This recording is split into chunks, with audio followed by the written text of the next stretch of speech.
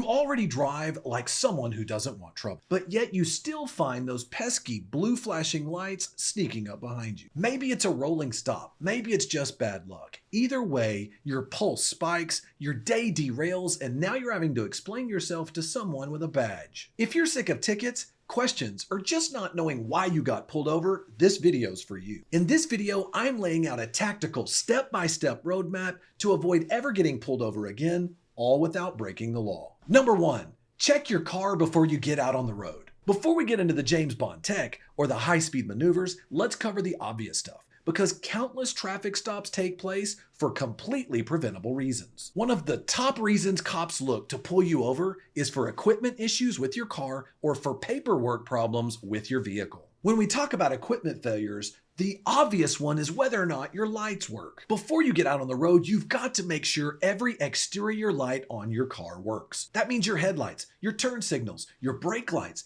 and especially your tail lights and your license plate lights. Cops routinely look to pull you over if they see one single burnt out bulb. In fact, many states explicitly require 2 working red tail lamps. And states like Georgia require that the light coming from those tail lamps is visible from 500 feet. A busted tail lamp or an unlit license plate is considered reasonable suspicion for a traffic stop in all jurisdictions. Even though that traffic stop might just be a fix-it ticket, it can become a doorway where cops can now use this as a way to launch a fishing expedition to try to search the inside of your car or maybe your trunk. Don't give them this opportunity. Check your light bulbs, make sure they work. But if your lights are in working order, what about your tags and your papers? If you have an expired registration sticker or a missing license plate, you are practically begging to get pulled over. Keep your registration up to date. Secure your proof of registration as well as your inspection where it's supposed to go.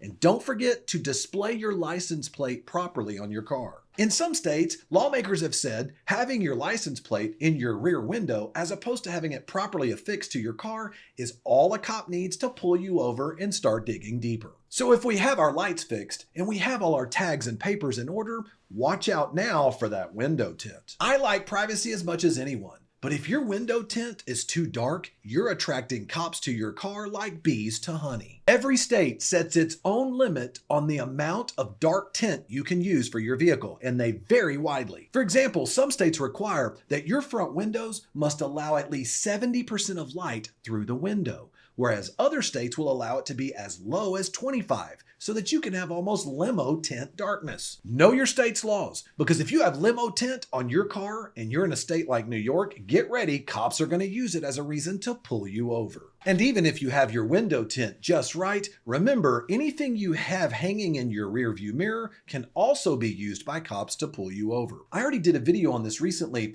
but cops are they're looking for air fresheners or anything else you hang in your rearview mirror as a reason to claim you were obstructing your view and it created a dangerous situation for you when you were driving. Cops can use this as a basis to pull you over and investigate. One high-profile case involved a driver being pulled over for an air freshener in their rearview mirror, and it led to a fatal incident. Bottom line, get the basics fixed first. Get your window tint right. Make sure you got your lights fixed, your tags, your papers. Get this in order, and right away you're going to stop a lot of those traffic stops. But what if you have a fully legal vehicle? Can some strategic tactical driving stop cops from pulling you over? Even with a fully legal vehicle, your driving behavior becomes the next biggest factor to stop cops from ever pulling you over again. As we transition from the garage to your driver's seat, we've got to make sure that you don't stick out like a sore thumb to cops when you're driving down the road. Now, I wish they would have taught me this in driver's ed, but the key to making sure that you don't get pulled over is to blend in with the flow of traffic. You don't want to do anything that you stick out that the cop looks at you as the primary person to pull you over. The first tactical strategy you've got to get under control is mastering your speed. We all know that speeding is the #1 reason people get pulled over. Now, it doesn't necessarily mean you've got to be a saint driving 55 in a 55, but it does mean you know context and know how to play the rules to make sure you don't get pulled over. Many cops and speed cameras aren't that interested if you're driving 2, 3, maybe even 4 or 5 miles over the speed limit, but there is a buffer zone, and it's a myth when people claim if you're driving anything under 10 miles an hour over the speed limit, then you have nothing to worry about. In my experience, there's usually a 4 to 6, maybe as much as 7-mile-an-hour buffer where cops are not as interested in pulling you over. But if you are going to drive over the speed limit, you better make sure you're not the fastest car on the road. Remember, the number one rule is to not stick out like a sore thumb to a police officer. You want to fly in the middle of the flock and not stick out being the guy driving 100 miles an hour down the road. But even if you have your speed in check, what about weaving through lanes and changing lanes in traffic? One of the biggest neon signs for cops to pull you over is to either weave between lanes or to make quick, aggressive lane changes while you're driving. I've represented thousands of people on DWI cases, and one of the number one ways that I see cops love to pull people over is to failure to signal a lane change within 100 feet. This one traffic violation I've seen cops use as a pretext for a traffic stop to then pull someone over, try to see if they smell an odor of any type of alcohol on their breath, or get them out of the car to search the entire vehicle. So don't be the guy constantly hopping lanes in the middle of congested traffic. You can get around the slow guys that are out there driving, but remember, as you move, use your turn signal to get around them or you're going to be the cop's next target. Oh, and as a little bonus for when you change lanes,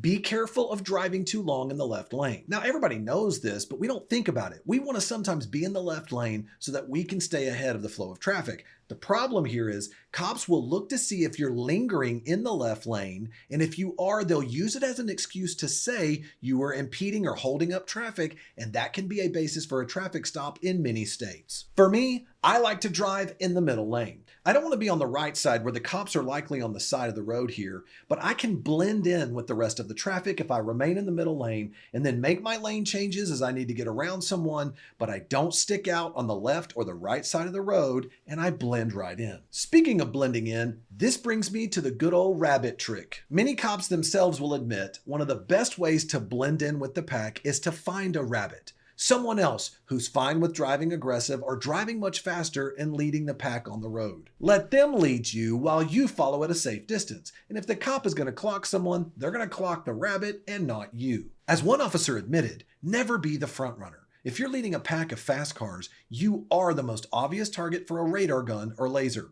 Instead, hang back and let the front runner run a quarter mile ahead and let him be the sacrificial lamb. Maintain at least a quarter-mile gap, and if you're too close, an officer's radar might pick up both you and the front runner in a shot. Okay, so we've mastered our speed, we're careful with our lane changes, and we found our rabbit. But is it possible cops are watching you, not just for anything you do illegal, but anything that looks suspicious? This brings us to the wobbly look. Now, people don't think about this one, but cops are trained to look for any type of driving behavior that looks suspicious and could be a sign of intoxication. In other words, that basically means anything the cop thinks they don't normally see, they're going to think means you're intoxicated. Now, I'm going to tell you, I've driven with lots of people, and one of the things that drives me crazy, some people have a tendency to drive and speed up, and then they have a tendency to lay off the gas. Have you ever been with someone when they're driving, they go and they speed up and they slow down? You feel like you're doing like this the whole time while you're driving, or they'll do like this. They're not weaving outside the lane, but they'll weave over and almost touch the side of the lane, over here and almost touch the side of the lane. Even though that's not technically a full-fledged traffic violation, many courts across the country allow police officers to use that as reasonable suspicion because that behavior could be indicative of intoxicated driving. And not just intoxicated driving, but the other thing cops are looking for is that type of behavior could be indicative of what? Texting and driving. And if that's the case, if cops see you on your phone while you're driving, get ready. That's reasonable suspicion to pull you over. Or if you're speeding up and slowing down or just hugging on that edge of the weaving within the lane, cops will use it and now you're on the side of the road. So we've covered the tactical driving strategies to stop cops from pulling you over. But are there any high-tech gadgets, maybe even sneaky tricks you can use to make sure you avoid being pulled over? That brings me to some technology options that will help you detect, neutralize, and maybe even avoid police presence altogether on the road. But be warned, I'm going to break down the legal and the gray areas of legality for some of these tech gadgets that you can use to avoid being pulled over. So remember, this isn't all by itself. You want to combine it with some of these same strategies we've already talked about so that you will never be pulled over again. Number one, this brings us to the old tried and true radar detectors. Radar detectors allow us to passively scan for radar signals police use to measure our speed. In practical terms, a radar detector could provide you a few extra precious seconds to slow down before police are able to detect what your actual speed is. Why does this matter? Because statistically, 98% of all speeding tickets are based upon cops using radar or laser technology. Now, what's legal here? In almost all of the United States, radar detectors are legal for use in all passenger vehicles. The big exceptions, watch out for Virginia and Washington, D.C. Simply possessing a radar detector in these states can land you with a $250 fine, and they confiscate the radar detector. The same holds true for commercial big rig trucks. Can't use a radar detector anywhere. Everywhere else, radar detectors are fair game. But if you're going to use one, make sure you invest in a good radar detector, because a cheap one might be even worse than not having a radar detector at all. I knew a guy that bought a cheap $50 radar detector, and he had a false sense of security, which led to him getting more tickets than I ever did, and I don't even have one. Pro tip here, if you receive a laser alert on your radar detector, don't ignore it. A laser alert on your radar detector likely means an officer is targeting you with LiDAR right now. So if a laser alert goes off, assume a cop's already got your speed, slow down, and hope for the best. Lately, I've gone deep down the rabbit hole when it comes to protecting my privacy online. And let me tell you, it's darker than you think. Even YouTubers and cybersecurity experts who follow every rule still get hacked. There are entire forums on the dark web dedicated to buying and selling your data, your passwords, your addresses, even your session IDs. And sometimes they don't even need your password. One click on a bad link, one file downloaded, and they can hijack your account logged in as you without you ever even knowing. That's why I use Surfshark VPN. It doesn't fix everything with a magic button, but it does make it a lot harder for bad actors to track you, intercept your information,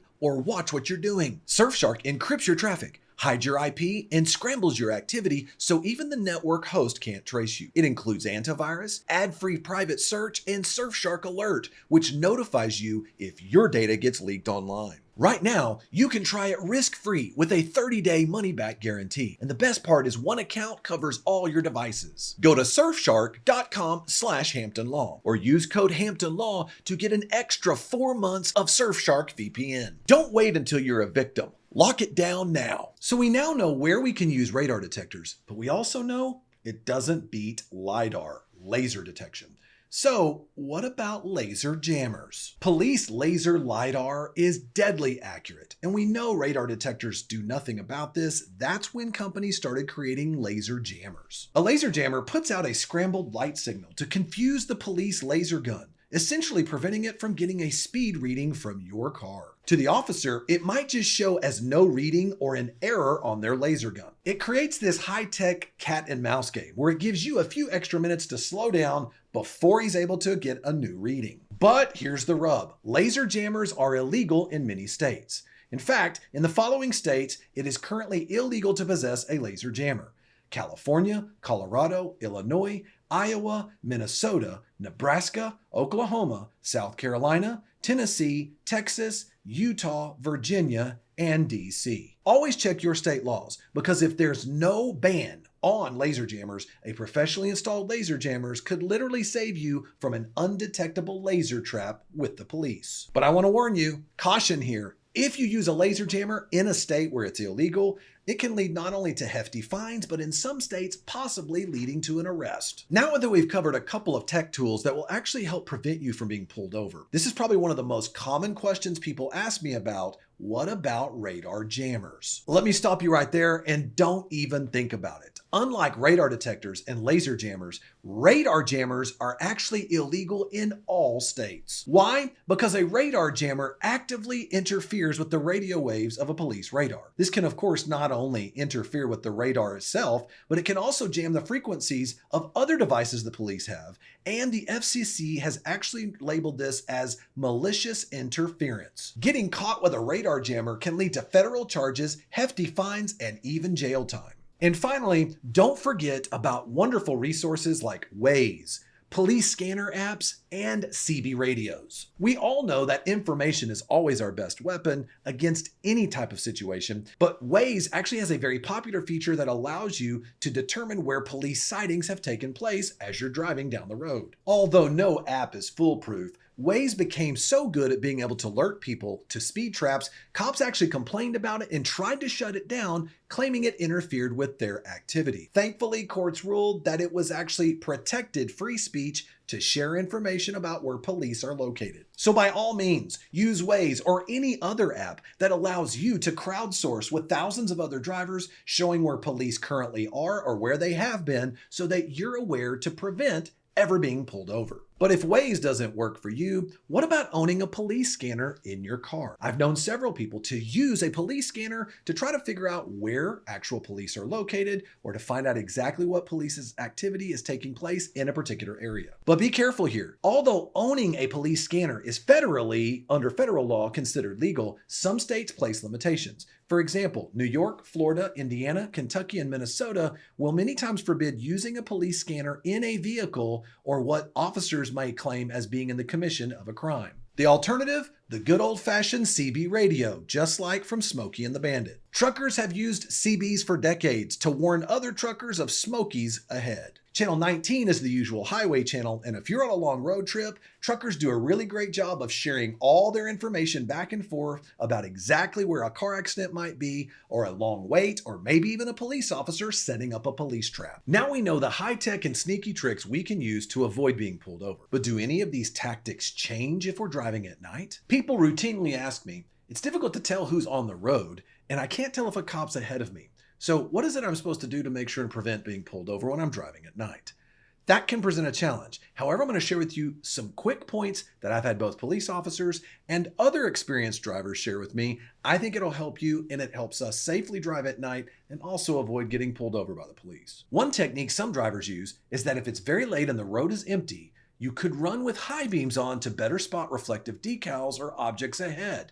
But just remember to dim those lights when other cars approach. Another trick I heard many drivers mention is that you should watch for the reflective gleam of your headlights off of a car's paint or equipment on the roadside. Police will often sit perpendicular at median crossings. Sometimes you'll catch a quick reflection off their side spotlight or other chrome. And always use your ears. If you begin to hear your radar detector give a very faint intermittent K-Ka band chirp at night and you're in the middle of nowhere, never dismiss this as a false alarm. You could be picking up instant on radar ahead being used on another car. And at night, also realize you will stand out more if you're speeding because there are fewer cars. And many state troopers admit they do their hunting at night specifically for DUIs and reckless drivers. So finally, I want to leave you with some traffic stop do's and don'ts. Many of you may be thinking, why does this even matter? Is it really that big of a deal? It's just a traffic ticket. I want to remind you, many fatalities with police encounters started off as a basic routine traffic stop. If we can prevent officers from ever pulling us over, there's a good chance we can prevent many other situations from escalating, getting out of control, or our rights being violated. So here's a quick list of do's and don'ts if you get pulled over. Do pull over promptly and safely and turn off your car if the police light you up. Do keep your hands visible and remain as courteous as you can, because if you can be polite to the officer, there's a better chance you'll be let go. Don't admit to violations. Never say anything. Always respond in a calm tone, but don't admit you did anything wrong. Do provide required documents when asked: your license, your registration, and your insurance. Don't lie or make up excuses. It's better to not say anything at all and exercise your right to remain silent than it is to keep talking and making up things to the police. Do exercise your right to refuse a search by clearly saying you do not consent. No matter what the officer says, don't give in to his demands to search your car. Don't physically resist or argue with the officer, because arguing with the cop never gets you anywhere. It just forces him, because now he's afraid for his officer's safety, to get you out of the car, pat you down, and potentially get in your car, and now things get heated. Do take mental or written notes right after: time, location, officer's name, in case you must contest their activity. Do sign the citation if one is issued. Signing is never an admission of guilt in any state. It's just a promise to handle it. And in some states, if you refuse to sign the citation, like Oklahoma, they can actually legally arrest you, and now you're going to spend the night in jail. And finally, never Do not try to bribe the officer or convince the officer to let you go and not give you a ticket in exchange for something. Why? Well, number one, it never works. And number two, that's a quick way to end up being arrested, and now you're facing a much more serious charge. Speaking of bribing the officer, I'm about to finish, but I have to cover this. People ask me all the time, Jeff, what if I join organizations? What if I actually contribute to police